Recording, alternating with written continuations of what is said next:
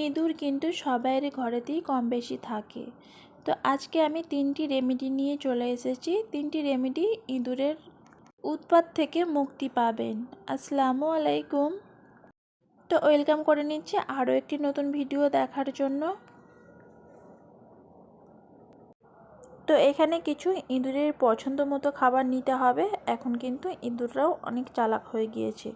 তো সেই কারণে আমি এখানে দুটো মেরি বিস্কুট নিয়েছি। আপনারা চাইলে নোনতা যে কোনো বিস্কুট নিয়ে নিতে পারবেন। তো এই দুইটি বিস্কুট আমি হাতে করেই খুব ভালো করে ভেঙে নেব। তো একটু আস্ত ভাব রয়ে গেলেও সমস্যা নেই, আমি পরে এটা মেখে নেব।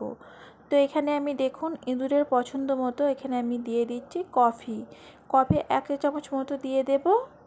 এই কফির গন্ধটাই কিন্তু ইঁদুর দেখবেন যেখানেই থাকুক না কেন ছুটে আসবে। তো কফি আমি দিয়ে দিচ্ছি 1 চা চামচ মতো।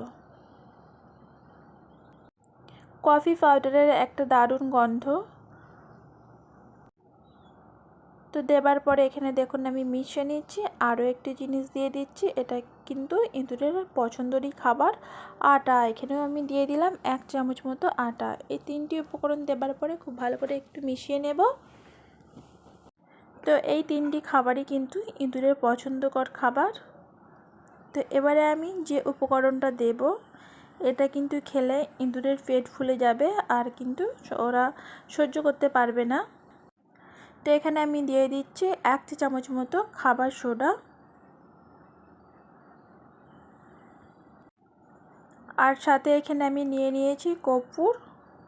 কর্পূর আপনারা যে কোনো মুদির দোকানে পেয়ে যাবেন এবং ঘরেতেও থাকে।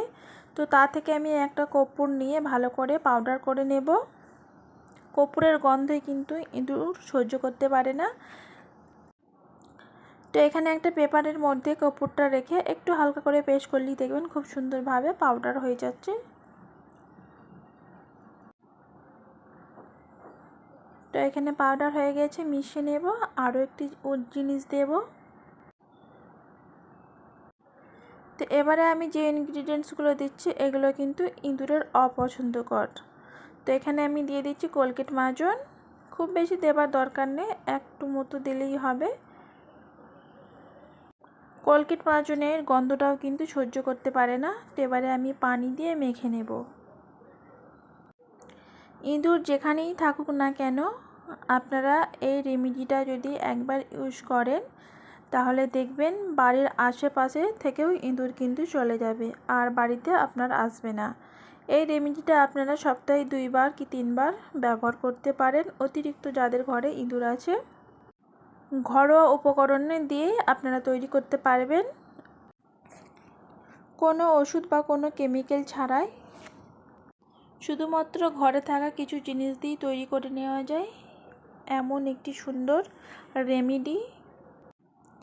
এতে করে আপনার বাড়িতে ক্ষতিও হবে না এবং কিন্তু ইঁদুরও আসবে না। তো আরও একটি জিনিস দিয়ে দিলাম যেটা ইঁদুরের অতিরিক্ত পছন্দের খাবার। তো সবের শেষে আমি এখানে দিয়ে দিলাম কিছুটা পরিমাণে চিনি, 1 চা চামচ মতো দিলাম। এবার যে লাড্ডুগুলো বা বলগুলো করা আছে এগুলোর গামায় আমি লাগিয়ে নেব। তো রাত্রে শোবার আগে যেখানে যেখানে মনে হয় যে ইঁদুর আছে আপনারা চাইলে রান্নাঘরে বা দরজার পাশে যে কোনো জায়গায় দিয়ে দেবেন। তো তারপরে আরও একটি রেমেডি আমি তৈরি করে দেখাবো। তো এখানে একটা প্লাস্টিকের জার নিয়েছি। তো যে কোনো আপনারা প্লাস্টিকেরই নেবেন, যেহেতু আমি এমন একটি রেমেডি ইউজ করব। তো প্লাস্টিকেরই আমার মনে হয় বেশি ভালো, যেগুলো আপনারা ইউজ করবেন না। এখানে আমি দেখুন দিয়ে দিলাম 2 চা চামচ মতো আটা আর সাথে দিয়ে দিলাম খাবার সোডা। আটার পরিবর্তে ময়দা এবং বেসনও আপনারা নিতে পারেন। তো আটাটা কিন্তু ইঁদুরের অতিরিক্ত ভালো খাবার, তো ইঁদুর পছন্দ করে। তো সাথে আমি দেখুন এবারে এই আটাটাকে 2 ভাগে ভাগ করে নেব, যেহেতু এটা দিয়ে আমি 2টো উপকরণ তৈরি করে দেখাবো, 2টো রেমেডি তৈরি করে দেখাবো।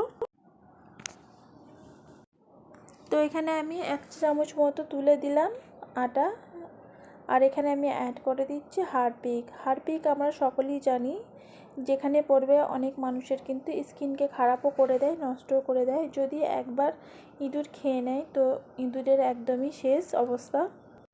তো হারপিক দেবার কারণে হাতে করে মাখতে যাবেন না, হাতের স্কিন প্রবলেম হতে পারে। বা রাসেস বেরিয়ে যেতে পারে। তো চেষ্টা করবেন যে কোনো একটা কাঠি বা যে কোনো আপনাদের হাতের কাছে কোনো সুবিধাজনক জিনিস থাকলে তো তার সাহায্যে মেখে নেব। তো এখানে আমি একটা কাঠি নিয়ে দেখুন মেখে নিচ্ছি। তো খুব ভালো করে মাখা হচ্ছে না, এবার একটা হাতের মধ্যে পলিথিন পরে নিয়ে মেখে নেব। আপনাদের কাছে গ্লাভস থাকলে আপনারা গ্লাভস পরে ব্যবহার করতে পারেন। তো এইভাবে মাখাটাও কিন্তু খুবই সহজ, খুব বেশি সমস্যা নয় হাতের মধ্যে পলিথিন পরে। তো এখানে এবার আমি দেখুন হালকা হাতে বল করে তৈরি করে নেব। তো এই রেমেডিটা আমরা বাড়িতে তৈরি করে রাখতে পারি, এটাও কিন্তু আমাদের খুব উপকারে আসবে।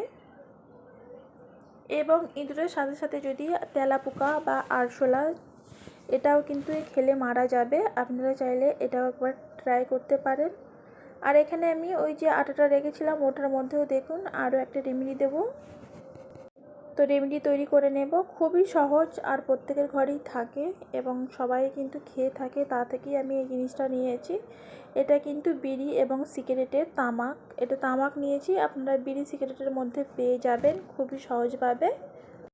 আপনারা গুটকা বা যে কোনো তামাক জাতীয় জিনিসের যেটা থাকবে সেই অংশটা নিয়ে আপনারা করতে পারেন। এটা কিন্তু ইঁদুর একদমই সহ্য করতে পারবে না, এটা ঘোর এবং নেশার জিনিস। তো এটা আমরা সকলেই জানি এই জিনিসটা একটা নেশা। ইঁদুরের পেটে যদি যায় সে তো আর দুবারা আসবে না।